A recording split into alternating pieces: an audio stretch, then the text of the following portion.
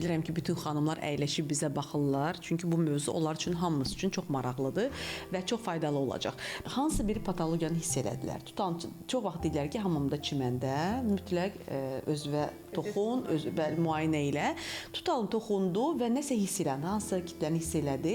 Bax, bundan sonra xanımlar nə etməlidir? Birinci növbədə hansı həkimə getməlidir? Ardıcıllıq necə olmalıdır?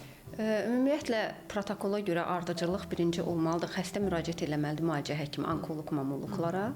İkinci olaraq yaşına bağlı olaraq bunlar müraciət etməlidir ultrasəs müayinəsinə. Təbii ki, onkoloq, mamoloqlar özləri hər bir şeyi artıq ardıcıllıqla müayinə və müalicəsini nəzarətdə saxlayacaqlar.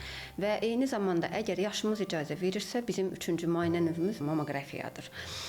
Lakin bizdə artıq ultrasəs daha öndə gedir hamı üçün.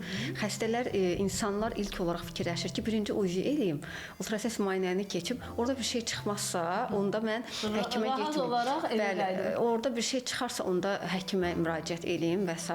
Amma sırf protokol əsasında deyirsinizsə, protokola görə birinci müayinə, bir daha vurğuluyuram, olmalıdır onkoloq, mamoloqların müayinəsi, onkoloq, mamoloqun müayinəsi və nəzarəti altında ultrasəs və mammoqrafiya müayinələri.